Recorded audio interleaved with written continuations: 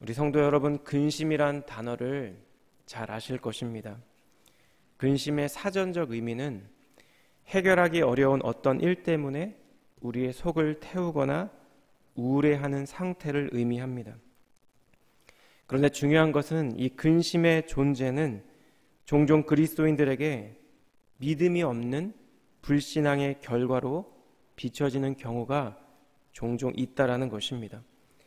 우리가 어떤 일을 염려하고 또 어떤 일을 걱정하고 근심하는 것은 근본적으로 그 일을 하나님께 맡기지 않기 때문이며 하나님을 신뢰하지 않기 때문이라는 것입니다. 이러한 인식은 신구약에 있는 여러 성경 구절들을 근거로 하는데요. 시편 37편 5절 말씀은 이렇습니다. 너희 길을 여호와께 맡기라. 그를 의지하면 그가 이루시리라. 베드로 사도는 베드로전서 5장 7절에서 이렇게 권면합니다. 너희 염려를 다 주께 맡겨버리라. 그 염려를 우리가 하는 것이 아니라 하나님께 맡기라는 것이죠.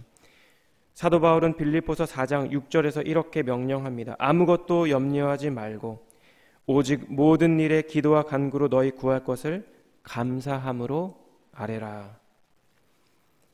하나님을 의지하지 않고 자신의 힘과 능력을 믿고 살아갈 때 연약하고 죄 많은 우리는 염려와 근심을 경험한다라는 것을 전제로 하는 말씀입니다. 결국 자기 자신이 아니라 하나님, 주님만을 온전히 의지하는 것, 이것이 바로 제가 읽어드린 이 시편 기자와 사도들의 고백이자 권면이었습니다. 그런데 우리가 오늘 함께 읽은 이 본문의 말씀에서 바울은 이와는 전혀 다른 차원의 근심을 이야기하고 있는데요. 10절에서 바울은 이러한 근심을 하나님의 뜻대로 하는 근심이라고 부르고 있습니다. 쓰여진 말 그대로 하나님께서 뜻하신 대로 하는 근심이라는 것입니다. 여러분, 그렇다면 하나님께서 주님의 뜻대로 당신의 백성들이 하기 원하시는 근심은 무엇을 말하는 것일까요? 바울은 이러한 근심을 통해 고린도 교회 성도들 가운데 이루기 원하시는 주님의 뜻은 무엇일까요? 이 아침에 하나님의 뜻대로 하는 근심에 대한 두 가지 교훈을 함께 나누기 원하는데요. 이 말씀 앞에서 주님의 뜻과 마음을 발견하고 또 우리의 심령을 돌아보고 또 우리의 삶의 자리의 의미를 깨닫게 되는 귀한 시간 되기를 우리 주님 이름으로 축복합니다. 첫 번째로 하나님의 뜻대로 하는 근심, 이 근심을 통해 우리는 참된 회개의 자리로 나아가야 합니다.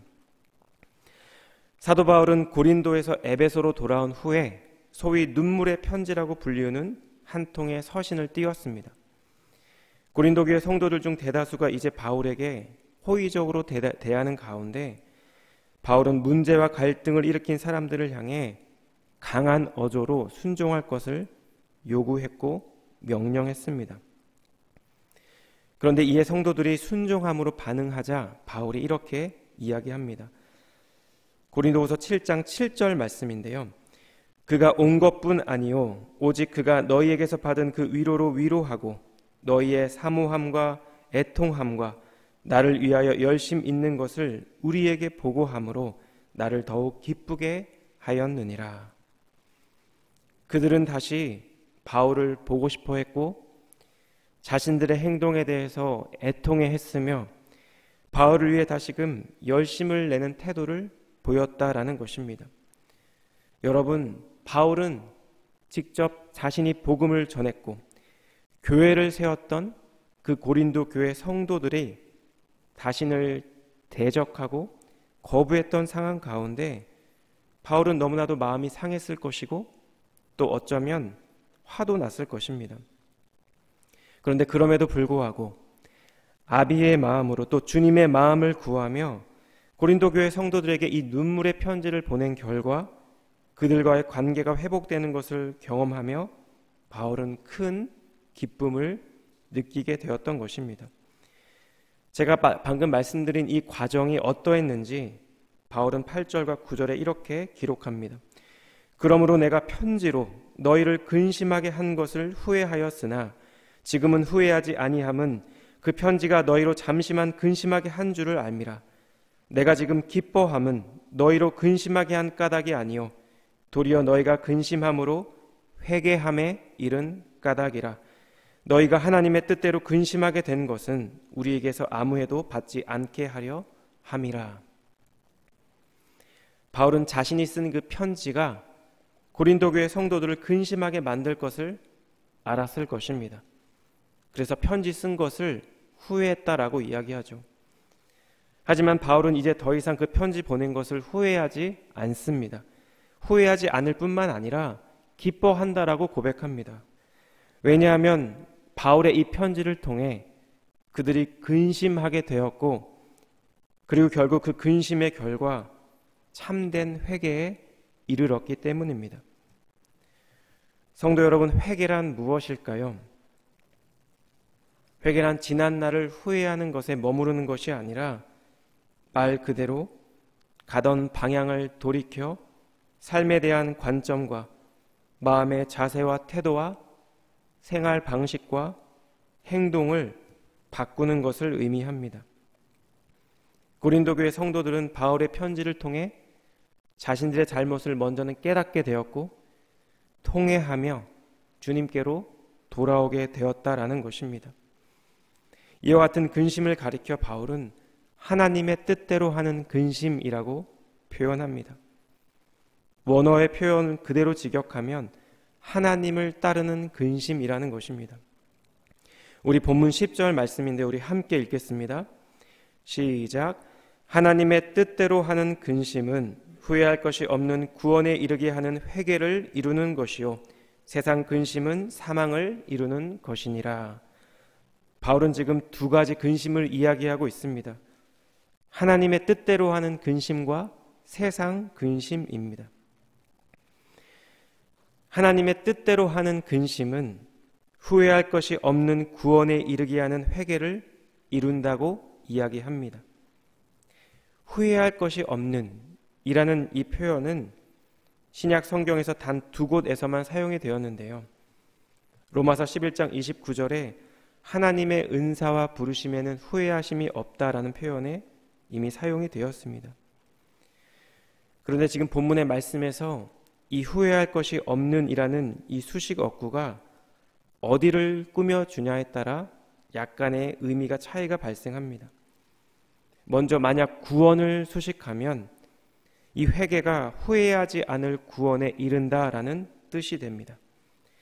만약 이 어구를 전체적인 바울의 태도와 연관시키면 바울이 설령 고린도 교회 성도들에게 편지 보낸 것을 후회했다 할지라도 그 편지가 구원에 이르는 회개를 유발했다는 점에서 결코 후회할 수 없다라는 의미가 될 것입니다.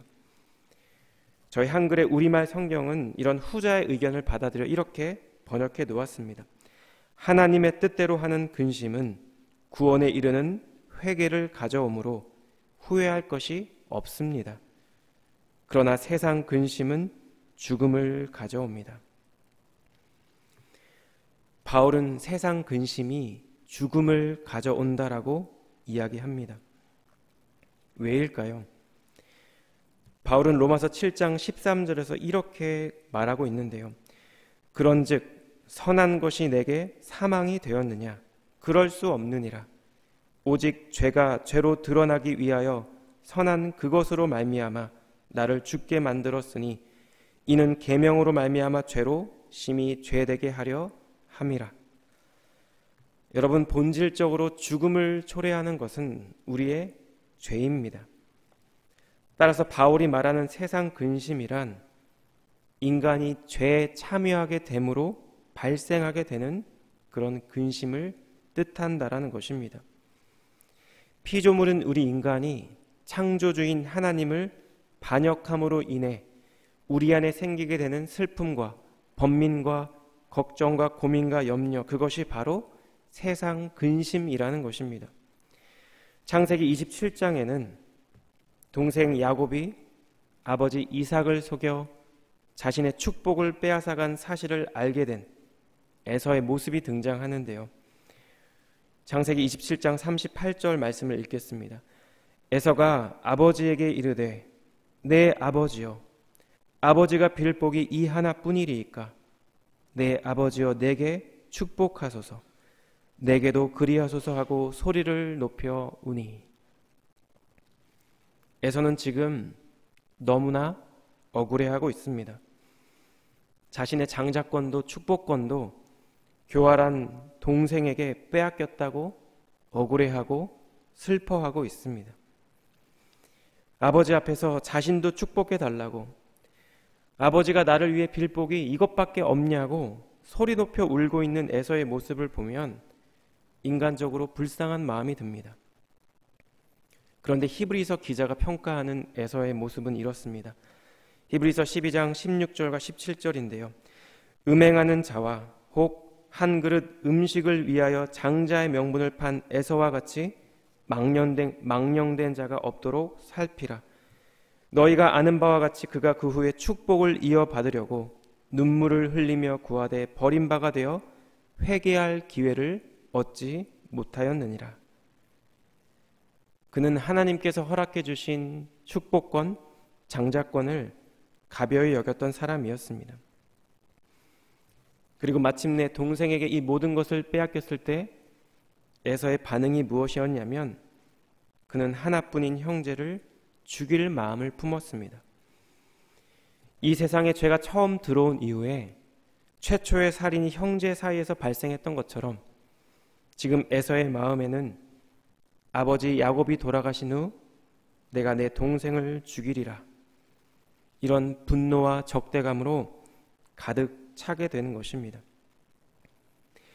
이것이 바로 에서가 가졌던 세상 근심의 결과였습니다. 자신의 하나뿐인 동생이기 때문에 그러면 안 되겠다고 생각하면서도 자신을 속인 야곱을 생각할 때마다 에서는 번민과 분노와 슬픔 가운데 허우적거리며 살게 되었을 것입니다. 그렇다면 하나님의 뜻대로 하게 된 근심의 결과는 무엇일까요? 우리 본문 11절 말씀인데요. 우리 본문 11절 말씀 우리 함께 읽도록 하겠습니다. 시작.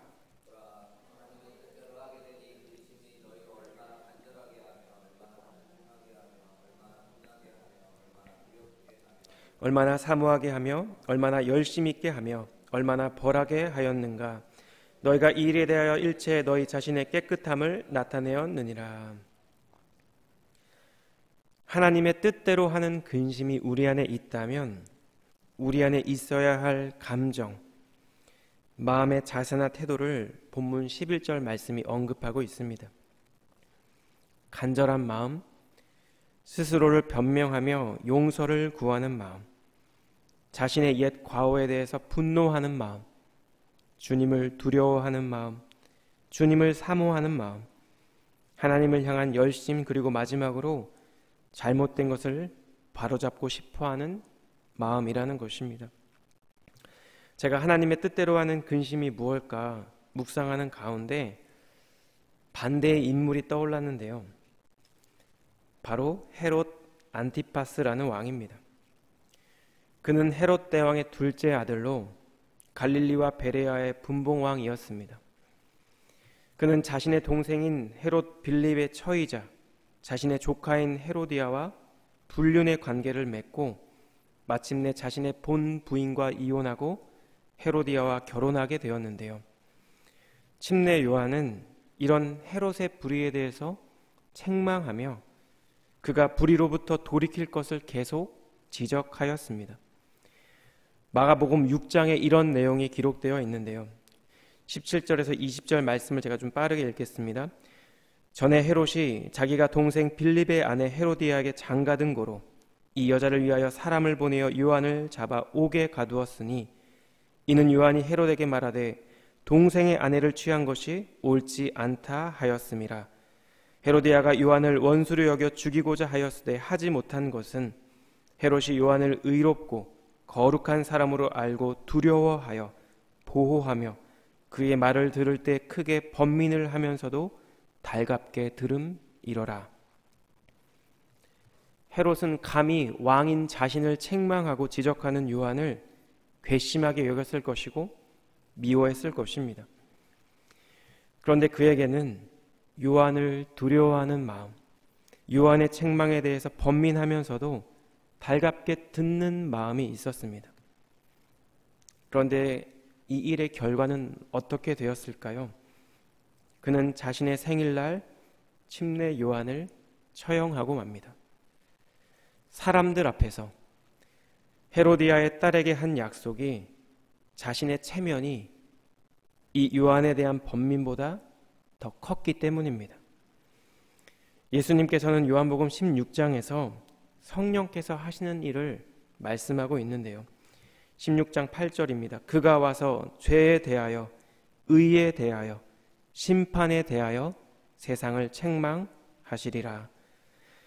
우리의 죄가 무엇인지, 그리고 이 땅 가운데 하나님께서 이루기 원하시는 의가 무엇인지, 그리고 심판에 대해 세상을 책망하시는 성령께서는 지금도 여전히 우리의 심령 안에서 우리에게 말씀하고 계신 줄 믿습니다. 하나님의 뜻대로 하는 근심 안에서 고린도 교회 성도들이 자신의 삶을 돌이켰던 것처럼 우리 안에서 역사하시는 성령 하나님을 통해 우리 안에 간절한 마음, 용서를 구하는 마음, 그리고 나의 과오와 잘못에 대해서 분노하는 마음이 회복되는 이 아침 되기를 주님의 이름으로 축복합니다.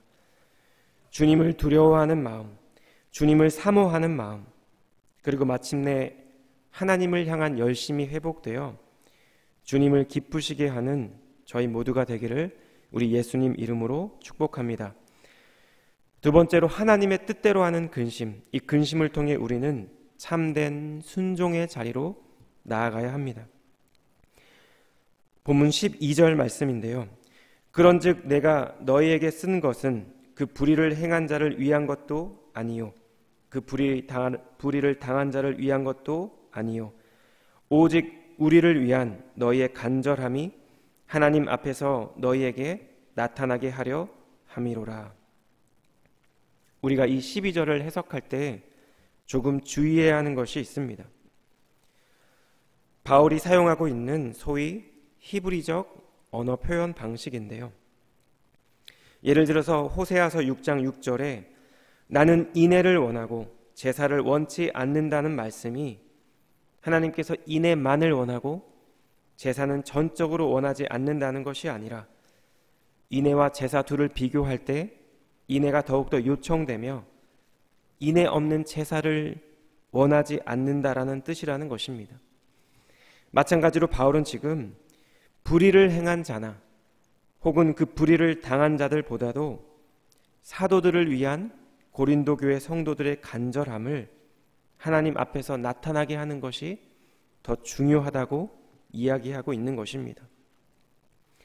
결국 이 사도 바울이 고린도 교회 성도들에게 기대했던 것은 회개의 구체적인 결과로서 하나님을 향한, 그리고 사도들을 향한 간절함이었고 순종의 행동이었습니다. 고린도 교회 성도들 안에 있었던 이러한 간절함을 통해 바울은 위로와 기쁨을 경험하게 되었는데요. 본문 13절입니다. 이로 말미암아 우리가 위로를 받았고 우리가 받은 위로 위에 디도의 기쁨으로 우리가 더욱 많이 기뻐함은 그의 마음이 너희 무리로 말미암아 안심함을 얻었음이라. 16절에 이렇습니다. 내가 범사에 너희를 신뢰하게 된 것을 기뻐하노라. 바울이 이렇게 커다란 기쁨을 누리게 된 것은 사실 디도와 관련이 있는데요. 바울의 명령을 따라 고린도 교회를 방문했던 이 디도의 마음이 고린도 교회 성도들로 인해 안심함을 얻었다라는 것입니다. 본문 15절 말씀을 보면 디도가 너희 모든 사람들, 즉 고린도 교회 성도들이 두려움과 떨므로 그를 영접하여 순종한 것을 생각하며 그들을 향한 마음이 더욱 깊어졌다라고 이야기하고 있습니다. 여러분, 고린도 교회를 잘 아시죠? 헬라의 수사학을 비롯해 웅변과 철학의 지혜를 귀하게 여기고 사람의 말과 언변에 집착을 보이며 따라서 서로 분쟁하고 파당을 형성했던 곳이 바로 이 고린도 교회였습니다. 그래서 이 고린도 교회를 방문하는 디도는 여러 걱정과 번민이 있었을 것입니다. 왜냐하면 이 교회는 그들에게 복음을 전하고 그 교회를 세운 사도 바울에게조차 대적했던, 도전했던 교회였기 때문입니다. 그런데 막상 고린도 교회에 도착한 디도는 고린도 교회 성도들이 자신을 영접하고 자신이 전한 바울의 말에 순종하는 것을 경험하게 되었다라는 것이죠. 그리고 디도 역시 바울이 14절에서 자랑한 대로 고린도 교회를 향한 사랑과 애정이 깊어지게 되었습니다. 하나님의 뜻대로 하는 근심, 그 근심의 결과는 겸손하고 따뜻한 마음이며 참된 순종입니다. 고린도 교회 성도들은 하나님의 뜻대로 하게 된 이 근심의 결과 다시금 사도 바울과 하나님의 말씀 앞에 겸손한 마음으로 순종하게 되었다라는 것입니다. 이러한 고린도 교회 성도들의 순종을 확인한 바울은 이어지는 고린도 후서 8장과 9장에서 예루살렘에 있는 가난한 지체를 구제하기 위한 연보를 모금할 것을 이제 곧 요청하게 됩니다. 하나님의 뜻대로 하는 근심, 이 과정 가운데 분명 우리는 때로 번민을 경험하고 극심한 고민과 괴로움을 동반할 수 있습니다. 그러나 그 근심의 결과는 무엇일까요? 그것은 겸손함이며 온전한 순종이라는 사실을 본문의 말씀은 우리에게 전달하고 있습니다. 그리고 그 순종의 결과 디도를 비롯한 바울 일행은 하나님의 크신 위로와 기쁨을 경험하게 되었습니다. 주님의 나라를 위해 일하는 주님의 일꾼들이 회복된 것입니다. 우리 안에, 이 말씀 앞에 서 있는 이 아침 우리 안에 하나님의 뜻과 계획 안에서 주님의 뜻대로 하게 되는 복된 근심이 우리에게 있기를 주님의 이름으로 축복합니다. 그리고 그 모든 과정 안에서 때로는 우리를 책망하시고 때로는 우리를 위로하시며 참된 회개와 참된 순종의 자리로 인도하시는 그 성령님의 일하심과 역사하심을 경험하는 오늘 하루 되기를 주님의 이름으로 축복합니다. 그리고 마침내 우리 각 개인과 공동체의 회개와 순종 가운데 주님께서 주시는 참된 기쁨, 감사, 감격이 우리 안에 온전히 회복되는 복된 하루 되기를 우리 주님 이름으로 축복합니다. 기도하겠습니다. 하나님 아버지, 우리의 삶의 자리에서 우리의 심령 가운데 이 세상 근심과 나의 연약함과 죄로 인한 근심이 아니라 주님께서 친히 허락해 주신 주님의 뜻대로 하는 근심이 있기를 원합니다. 주님, 때로는 그 과정이 버겁고 힘겨울지라도 그 모든 과정을 성령의 능력과 힘으로 감당하게 하시고 참된 회개와 순종의 자리로 인도해 주시기를 원합니다. 주님, 우리의 회개와 순종을 통해 한 영혼이, 주님의 공동체가 주님의 기쁨과 위로를 경험하는 오늘 하루 되게 하여 주시옵소서. 그렇게 행하실 주님께 감사드리며 이 모든 말씀 존귀하신 예수님 이름으로 기도드렸습니다. 아멘.